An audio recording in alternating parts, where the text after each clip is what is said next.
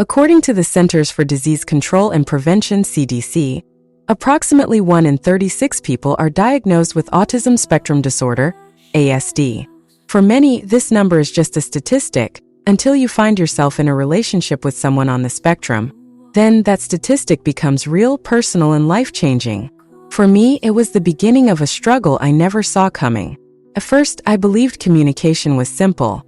You say something, the other person understands, and life goes on. But when your partner has autism, communication becomes something far more complex, sometimes feeling like an impossible puzzle. I didn't know what I was up against. I didn't understand how their world worked, and I didn't know how to bridge the gap between us. What started as confusion turned into frustration, and that frustration slowly began to wear down every part of our relationship. There were moments when I felt invisible. I'd pour my heart into sharing how I felt, only to be met with a blank expression, a misunderstanding, or even a response that seemed hurtful, though I would later learn it was never intended to be. I would ask questions like, "Why can't you just hear what I'm saying?" Or "Do you even care how I feel?" Only to be met with silence or answers that made me question everything. Was it me? Was I not clear enough? Was I too emotional? I didn't know. All I knew was that we weren't connecting, and I felt alone. It hurt deeply, especially in moments when I just wanted empathy or comfort. I remember one time I came home after a long day, and I was completely overwhelmed. I sat on the edge of the bed, tears in my eyes, spilling out everything that had gone wrong. My partner sat next to me quietly and said, "I don't understand why you're crying. Just tell me what you need me to do." At that moment, I felt a sharp sting. How could he not understand? I didn't want him to do something. I wanted him to be there for me, hold me, and say something comforting. That moment made me feel like we were speaking completely different languages, and no matter how hard I tried, I couldn't translate what I needed. I felt isolated in my own relationship, trapped between loving someone so much and feeling like they didn't see me. There were arguments. Not big fights, but frustrating, repetitive conversations that went in circles. I would get upset and he would shut down. The more emotional I became, the less he could respond. The silence became louder than words. I began to wonder if I was unlovable or too much to handle. I wondered if I would ever feel heard. And then came the guilt. I'd catch myself being angry at him for things that deep down I knew weren't his fault. I knew his brain worked differently. I knew he wasn't trying to hurt me, but still the pain was real. It's hard to feel alone in a room with the person you love most. It's hard to ask for something over and over again, only to feel like you're hitting a wall. It wasn't just the big emotional conversations, it was the little things too. I'd planned something romantic, but he would miss the subtle gestures or cues. I'd try to talk about my dreams and hopes for the future, but he would focus on the logic of it all, asking questions I hadn't even considered. When we'd argue, I'd beg for reassurance, but instead, I'd get facts or statements that felt cold and disconnected. I felt like I was drowning in my own emotions. Meanwhile, he seemed fine, calm, collected, and unaware of the hurricane that was raging inside me. I started asking myself, why is this so hard? Why does love feel like this? The hardest part was feeling like no one understood. I couldn't explain to my friends why I was so upset over little things that seemed insignificant to them. To the outside world, my partner was kind, logical, and straightforward. How could that be a problem? But they weren't living in my shoes. They didn't understand how lonely it can feel when communication breaks down. They didn't know how exhausting it is to feel like you have to explain everything over and over again just to get through. I remember sitting alone one night, crying quietly to myself. I loved him, but I felt so lost. I didn't know how to move forward, how to reach him, or how to make him see what I needed. And then came the worst part. I started questioning if I was the problem. Was I expecting too much? Was I being unreasonable? Maybe I just wasn't strong enough to handle this relationship. But the truth was, I was stuck. I didn't know how to meet him where he was. I didn't understand what he needed, and he didn't understand what I needed either. We were two people trying desperately to connect but missing each other every time. The stress began to spill into other areas of my life. I was irritable with family and friends. I carried this heaviness everywhere I went, constantly replaying conversations in my mind, trying to figure out what I could have said differently. I felt drained. I felt like no matter what I did, it wasn't enough. I started to wonder if I could keep going or if love alone was enough to make this work. The turning point came when I realized that I couldn't keep living like this. I didn't want to give up on our relationship, but I knew something had to change. I wanted to feel seen, heard, and understood. And I wanted to understand him too. I knew that what we had was worth fighting for, but I needed the tools to get there. The journey wasn't easy. It wasn't a quick fix or something that happened overnight. There were tears, mistakes, and moments when I wanted to walk away. But there were also moments of clarity, moments when I began to understand him in ways I never thought possible. And in those moments, I felt the love that had always been there, hidden beneath the misunderstandings. If you're reading this and you felt the same pain, the loneliness, the frustration, and the sense of being unseen, I want you to know that you're not alone. Communicating with a partner who has autism spectrum disorder is hard, challenges you in ways you never expected. But there is a way forward. There is hope even when it feels like you're at a breaking point. After watching this video, you're going to learn how to bridge the gap that once felt impossible. You're going to see that communication doesn't have to feel like a battlefield. And most importantly, you're going to discover that your relationship can thrive, even when it feels like everything is falling apart. This struggle doesn't have to define you, and it doesn't have to define your relationship. You're going to overcome this. You're going to find clarity, connection, and love in ways you never thought possible. And when you do, it will transform your life. In those moments of transformation, when the clouds started to lift, I realized something profound. Understanding my partner didn't mean sacrificing my own voice or needs. It meant learning to communicate differently, to see the world through his eyes without losing sight of my own. It was about meeting halfway on a bridge we were building together, one step at a time. But let me take you back to some of the hardest days because I know how it feels to be stuck there. I know the exhaustion of trying to hold everything together while feeling like you're slowly unraveling. There were nights when I lay in bed, staring at the ceiling, asking myself, how can something so simple feel so hard? I wasn't asking for the world. I just wanted to feel like he cared. I just wanted to feel like I mattered. I remember a particular day that will stay with me forever. It was supposed to be a simple conversation. I had been feeling overwhelmed for weeks and just needed reassurance.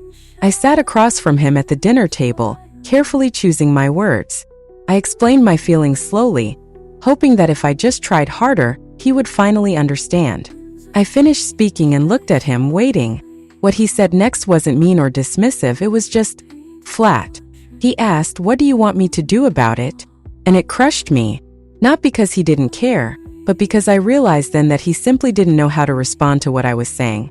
He didn't see emotions the way I did. He didn't interpret my words the way I hoped he would. It felt like we were on opposite sides of an unscalable wall. I wanted to scream, cry, or even just give up. But deep down, I still loved him. I just didn't know how to love him and feel loved in return. It wasn't his fault and it wasn't mine. But the weight of the miscommunication fell heavy on both of us. The loneliness that comes with this kind of disconnect is indescribable. It's one thing to feel alone when you're actually alone, but to feel invisible when you're sitting next to the person you love most? That's a unique kind of heartbreak. I wanted to explain to friends or family, but I didn't have the words. How do you explain that your partner doesn't see what you're feeling, that they're not trying to hurt you but that it still hurts all the same? Most people wouldn't understand, and so I stopped trying. I withdrew. I became quieter. I didn't want to bother him with my feelings anymore, because I figured he didn't know what to do with them anyway. But silence didn't fix anything. If anything, it made me feel more alone. The more I pulled away, the more isolated I felt, and the more distant our relationship became. For a while, I wondered if this was how love always felt. Was it supposed to feel like I was constantly chasing something just out of reach? Was I expecting too much? I started doubting my own worth, my own needs. I convinced myself that if I could just be less emotional, less needy, less me, then maybe things would get better. But the truth was, I didn't need to be less. I didn't need to disappear. I just needed to learn how to connect with him in a way that worked for both of us. If you're sitting here reading this and nodding through tears or clenched fists, I want you to know something. You are not broken. Your partner is not broken. But the way you communicate might be. And that's okay because it can be fixed. It can be rebuilt. And when it is, it will be stronger than you ever thought possible. I can't tell you how many times I sat there wondering if it was even worth trying anymore. But deep in my heart, I knew that giving up wasn't the answer. My partner loved me. I knew that. I could see it in the way he showed up for me in other ways, even if he didn't always say the right things or respond how I wished he would.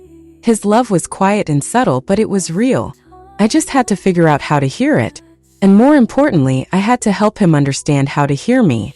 I won't sugarcoat it. This journey tested every part of me. It pushed me to my limits and forced me to grow in ways I never expected. There were setbacks. There were days I felt like I was back at square one, ready to throw in the towel. But what I learned along the way was that every small step mattered. Every moment of effort, every hard conversation, and every quiet breakthrough brought us closer together. Looking back now, I see the person I used to be, the one who felt lost, unheard, and invisible. And I wish I could tell her that everything she was going through was worth it. I wish I could wrap her in a hug and say, "You're not alone. Gets better. This struggle will not last forever." Because here's the truth. When you finally learn how to bridge that communication gap, everything changes. The loneliness fades. The frustration lifts. And in its place, you find a connection that feels stronger, deeper, and more real than anything you've experienced before.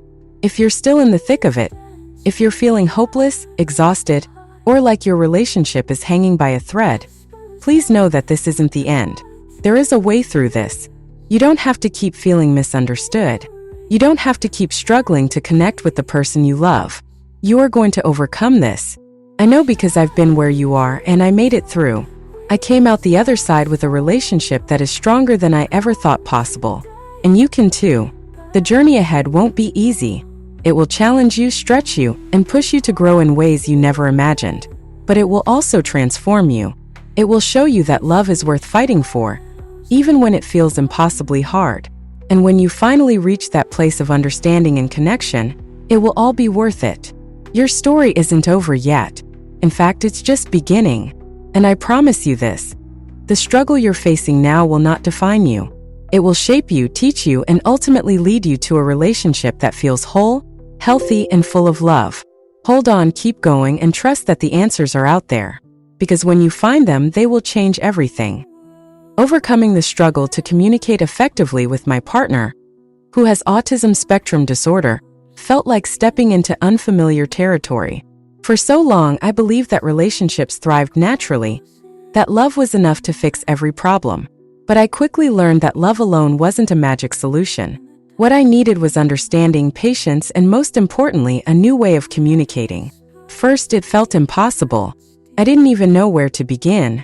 I just knew I couldn't keep feeling the way I did, exhausted, unheard, and disconnected. I remember the moment I decided to take the first step. It was late at night, and I was sitting alone in the living room, scrolling through my phone, looking for answers. I typed in search terms like, how to communicate with a partner on the autism spectrum, and relationship challenges with an autistic partner. I came across so many people who were going through the same struggles as me. I realized I wasn't alone, and that realization gave me a little bit of hope. It also gave me direction. I needed to understand him better, not just emotionally but scientifically, how his brain processed information, how his understanding of emotions differed from mine, and why he responded the way he did in certain situations. The first necessary step I took was focusing on education. I began reading everything I could about autism spectrum disorder, ASD. I learned that many people with ASD communicate literally. It's not that they lack feelings, but they don't always pick up on implied meanings or nonverbal cues like tone, facial expressions, or body language. I realized that my partner wasn't dismissing my emotions when I shared them. He simply didn't know how to interpret them. When I said, "I feel like you don't care," he heard a direct accusation and felt confused. He didn't see my tears as a call for reassurance. He saw them as sadness and wanted to know how to fix the situation. Understanding this was the first shift for me. I stopped expecting him to read between the lines and started expressing myself more clearly. Instead of saying things like, "I need you to be here for me," I would say, "I need you to sit with me, hold my hand, and tell me it's going to be okay." The difference was incredible. For the first time, he understood what I needed.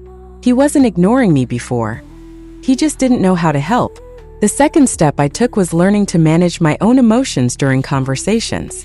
I used to become so frustrated when I felt unheard that I would shut down or cry, which only made my partner retreat further. I realized that when I got too emotional, it overwhelmed him. He didn't know how to respond to big emotions, and his way of coping was to withdraw. So, I worked on staying calm during our conversations. I took deep breaths. I focused on the facts. I explained my feelings in a way that was structured and clear. Instead of saying, "You never listen to me," I would say, "When you look at your phone while I'm talking, I feel like I'm not being heard." This approach felt more manageable for him, and it made our conversations much more productive. One of the most helpful things I learned was the importance of timing. I used to bring up heavy conversations at random moments, after work, during dinner, or late at night. But I began to understand that my partner needed time to process information. Jumping into emotional conversations when he wasn't prepared overwhelmed him. So I started asking, "Can we talk later today about something important? Let me know when you're ready." This gave him time to prepare himself mentally, and it gave me a chance to collect my thoughts. The conversations that followed were so much calmer, and he was able to listen and respond in a way that felt meaningful. Another big step in overcoming this challenge was seeking outside help. I reached a point where I realized I couldn't do this alone. Relationships are hard enough, but when communication feels broken, it can become unbearable. I found a therapist who specialized in working with neurodiverse couples. First, I was skeptical. I worried that my partner wouldn't engage in therapy, or that we would leave feeling even more frustrated. But to my surprise, it helped both of us. The therapist gave us tools to communicate more effectively. She helped me understand how my partner processed the world, and she helped him understand how his responses impacted me emotionally. One of the most important exercises we learned was something simple but powerful: active listening. It forced us both to slow down and really hear what the other person was saying. When I shared my feelings, my partner would repeat back what he heard, saying something like, "It sounds like you're upset because you feel ignored when I don't respond right away." For the first time, I felt validated. I felt seen. And when he shared his side, I realized he often felt just as overwhelmed as I did, even though he didn't always show it. It opened up a new level of understanding between us. It wasn't easy. There were setbacks.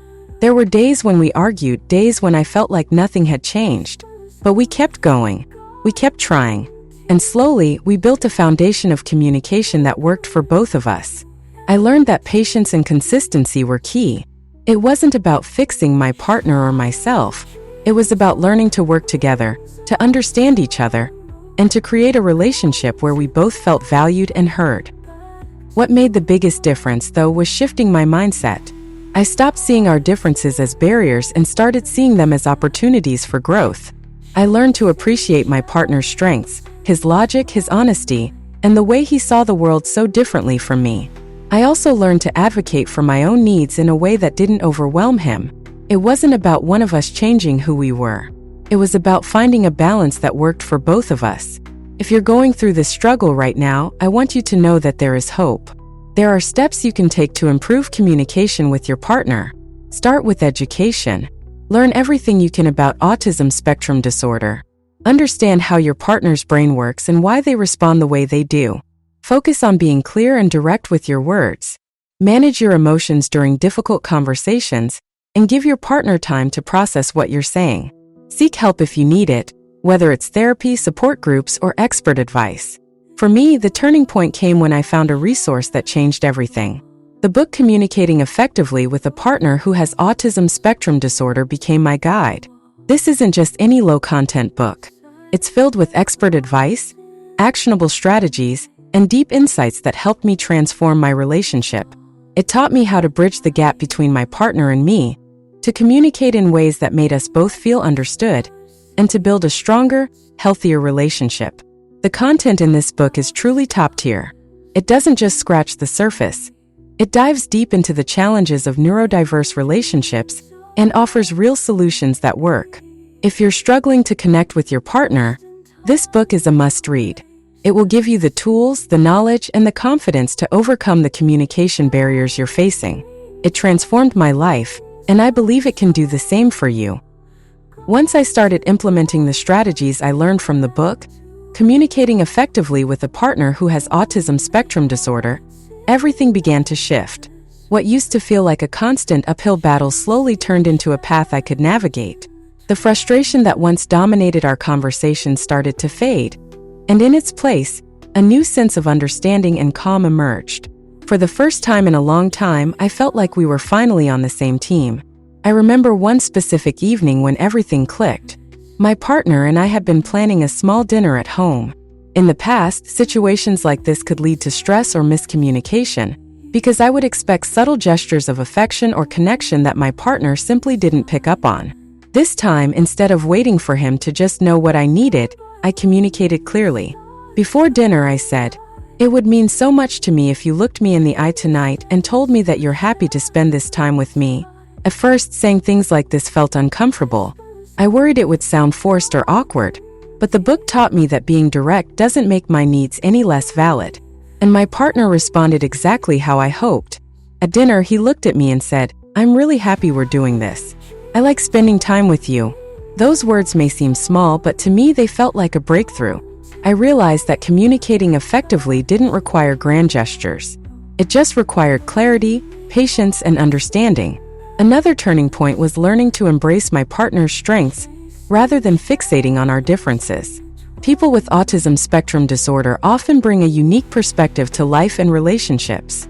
My partner's ability to focus on logic and facts initially frustrated me when I needed emotional support. But once I learned to appreciate that his responses came from a place of care, just expressed differently, everything changed. For example, when I shared a challenge I was facing, instead of expecting him to say, "That must be so hard for you," I learned to recognize his way of helping, offering a step-by-step solution or breaking the problem into manageable parts. The book also introduced me to the importance of routine and structure.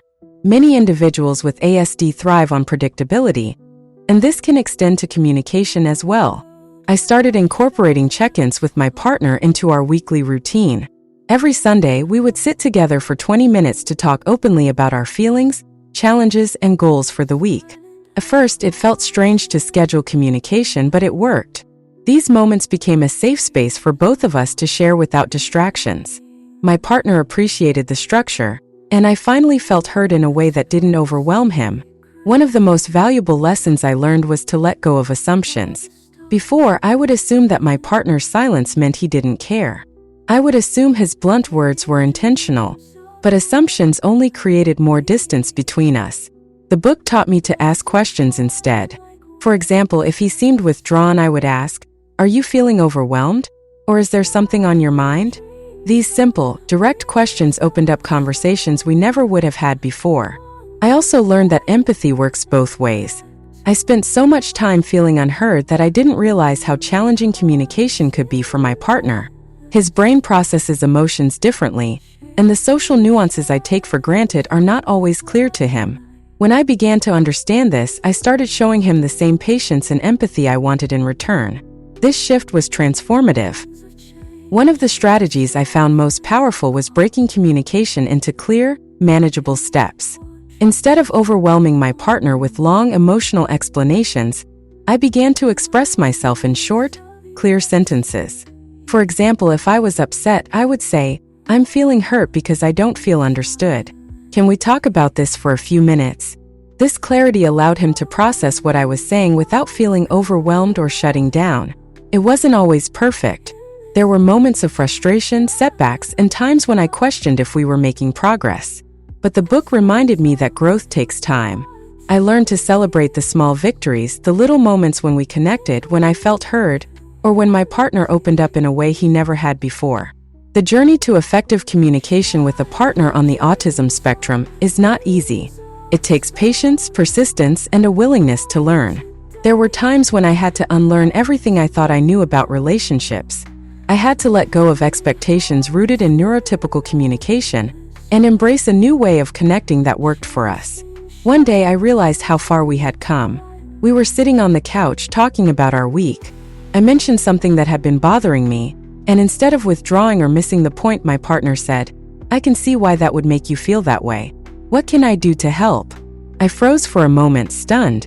This was the same person who once struggled to respond to my emotions.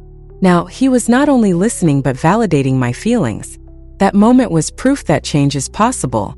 Communication doesn't have to feel like an impossible barrier. With the right tools, understanding, and mindset, you can build a connection that feels stronger than ever.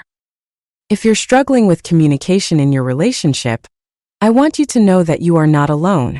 I have been where you are, feeling unheard, unseen, and unsure of how to move forward. But there is hope.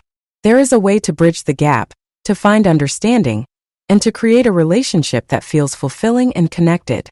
The turning point for me came when I found communicating effectively with a partner who has autism spectrum disorder. This book changed everything. It's not just any low-content book. It's a carefully crafted guide filled with expert advice, practical strategies, and transformative insights. It helped me understand my partner, express my needs clearly, and build a relationship that works for both of us. What makes this book truly exceptional is the way it combines deep knowledge of autism spectrum disorder with real-world solutions. It doesn't just tell you what to do, it shows you how to do it. If you're feeling lost, overwhelmed, or disconnected, this book is a must-read. The tools and advice it offers can transform your relationship, just as it did for me. You can grab a digital copy of Communicating Effectively with a Partner Who Has Autism Spectrum Disorder at LibriFFY.com. The link is in the description. Don't wait any longer. Take the first step toward understanding, connection, and a relationship that feels stronger than ever. The answers you're looking for are right here, and this book will guide you every step of the way.